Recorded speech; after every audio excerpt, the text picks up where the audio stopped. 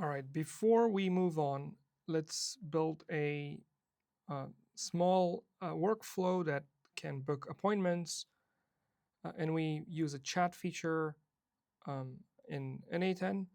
And then off of that, we'll connect it to our ElevenLabs voice AI agent. So let's go on. I already have one that says calendar chat. It's a sophisticated AI agent that can create an event, update an event, get all the events, update an event that probably is a duplicate, so we can remove that. There is a delete event feature. I'm going to very quickly explain every single one of them. We don't need to build them from the scratch. The chat you already know, the memory you already know, so that it can remember the 5 chat histories in the past. And then each of these tools attached have one small little functionality. This one as an operation of creating an event, and it has like start and end date, and it has like these little descriptions that will be used by the LLM in order to distinguish from the conversation that we're going to have into how this field should be filled. And so is the case with the summary, which will end up being as a title of that calendar event. And so is the case with updating. These little descriptions help to find what needs to be done where. And so is the case with the return all. It basically returns calendar entries and deleting and so on. Obviously, once we integrate this with the calendar interface from Voice AI Agent, we're not going to let people delete calendar entries on our calendar.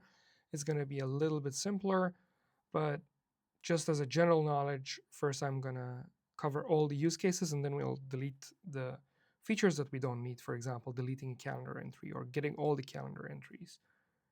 Anyways, so let's give it a try. I'm going to start chatting. And I have my calendar open here. We'll do something for next week so that we can come back here and check it.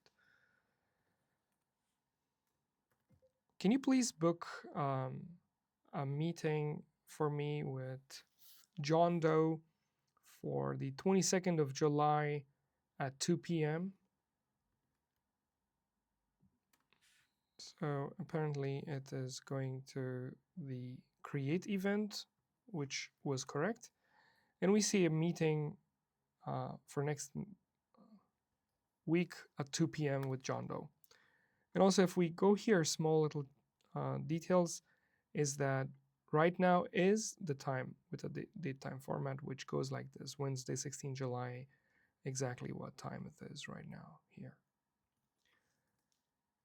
Now, if we go to the chat window and then say, oh, can you please change that to 3 p.m.?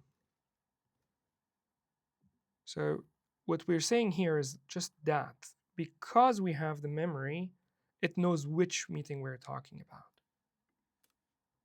There we go. It touched the memory first, and then it touched the get all that basically got the entries from there. And then apparently it should go and update the event. That's correct. So it touched the event as well. This means it should be now at 3 p.m. Let's refresh this. This should have changed this calendar entry, but sometimes it can hallucinate and it can make a wrong entry. So what it did was, look at this. It changed the title, but not the start date and time. So the date and time, the start date and time is still 2 p.m., but just the title was changed. So let's go and quickly check this, this node, and we find out this is the problem. The summary was only field that was being updated, but no, we need to update the start, which if you click on this on this button, it automatically is picked by the LLM. And then we'll say the start of the appointment date and time. And we do the same thing for the end.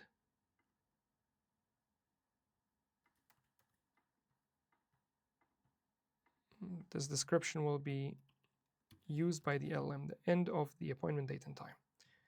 Now, if I save it, and if I do the same thing, can you please change it to 4 p.m.? So it knows it means to that last one that we did because of this simple memory attachment. So there was a small bug here. Let's go and find out what's wrong here. Okay, there was just a temporary bug. It's fixed. Now, if we go, you can see now it's changed to 4 p.m. Not only that, but also the title updated to 4 p.m.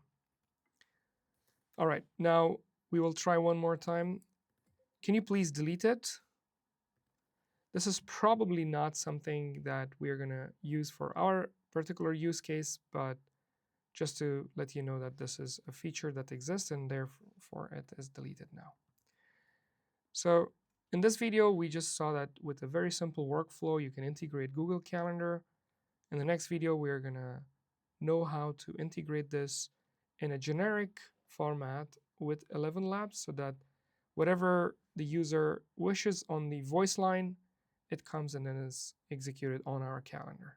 So see you in the next video.